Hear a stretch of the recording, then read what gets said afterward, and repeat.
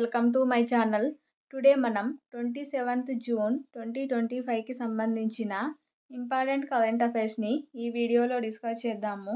మా ఛానల్ని గనక ఫస్ట్ టైం చూస్తున్న వాళ్ళు ఉంటే వీడియోని లైక్ చేసి ఛానల్ని సబ్స్క్రైబ్ చేసుకోండి. అలాగే వీడియో కింద డిస్క్రిప్షన్లో మన టెలిగ్రామ్ ఛానల్ లింక్ ఉంటుంది, జాయిన్ అవ్వండి. టుడే ఫస్ట్ టాపిక్ చూసినట్లయితే నింగి నంటిన సంబరం. ఐఎస్ఎస్లో అడుగీడిన తొలి భారతీయుడు, చరిత్ర సృష్టించిన శుభాంశు. ఫాల్కన్ 9 రాకెట్ ద్వారా బయలుదేరిన డ్రాగన్ వ్యోమనౌక గ్రేస్ 400 కిలోమీటర్ల ఎత్తులో ఉన్న అంతర్జాతీయ అంతరిక్ష కేంద్రం వద్దకు చేరింది. అలాగే నెక్స్ట్ టాపిక్ ర్యాపిడ్ రాగి. ఇక్రిసాట్ నుంచి మరో నూతన వంగడం. మారిన జీవనశైలి, ఆహారపు అలవాట్ల కారణంగా ఎదురవుతున్న అనేక సమస్యలకు సంపూర్ణ పోషక విలువలుండే చిరుధాన్యాలు పరిష్కారంగా మారాయి. చిరుధాన్యాల వినియోగం పెరుగుతుండటంతో మరింత వినియోగంలోకి తెచ్చేందుకు విస్తృతంగా పరిశోధనలు జరుగుతున్నాయి. దీనికి సంబంధించి చూసినట్లయితే అంతర్జాతీయ మెట్ట ప్రాంతాల పంటల పరిశోధన సంస్థ ఇక్రిసాట్ రాగులపై పరిశోధనలు చేసి ర్యాపిడ్ రాగి పేరుతో కొత్త వంగడాన్ని అభివృద్ధి చేసింది. శనగలు, కందుల తర్వాత స్పీడ్ బ్రీడింగ్ విధానంలో శాస్త్రవేత్తలు 4 ఏళ్లలో దీన్ని తయారు చేశారు.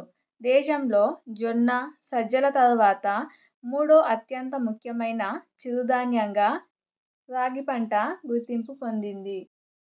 ప్రస్తుతం అందుబాటులో ఉన్న వంగడాలతో 135 రోజులు పంట కాలం ఉండడంతో ఏడాదికి 2 పంటలు మాత్రమే సాధ్యమవుతున్నాయి.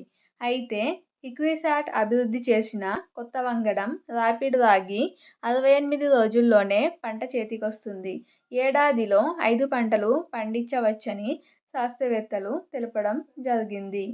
Next topic Skyroot aerospace సలహాదారునిగా ఇస్రో మాజీ chairman S Somanath Skyroot aerospace అనే ప్రైవేటు రంగ సంస్థకు గౌరవ సలహాదారుగా వ్యవహరించనున్నారు. స్కై రూట్ ఏరోస్పేస్ హైదరాబాద్ కేంద్రంగా పనిచేస్తుంది.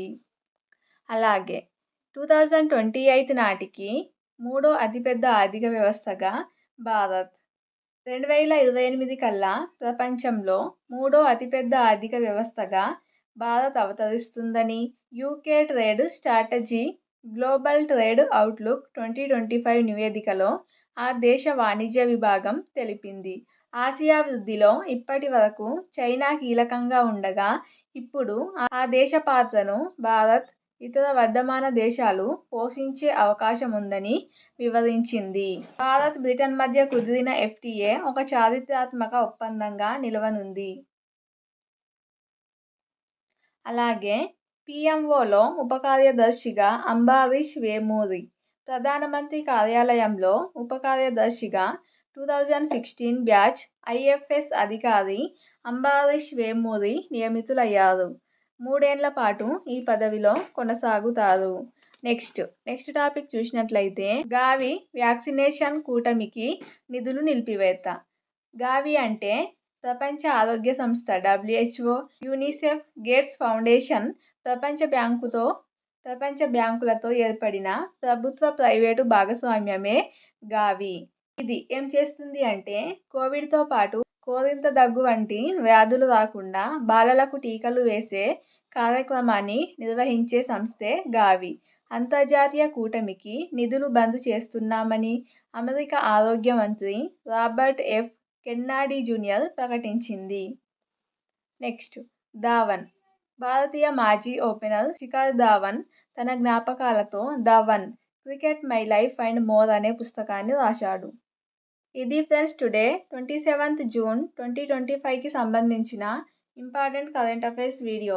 వీడియో నచ్చినట్లయితే లైక్ చేసి ఛానల్ని ఫస్ట్ టైం చూస్తే సబ్స్క్రైబ్ చేసుకోండి. అలాగే వీడియో కింద డిస్క్రిప్షన్లో మన టెలిగ్రామ్ ఛానల్ లింక్ ఉంటుంది, జాయిన్ అవ్వండి. Thank you.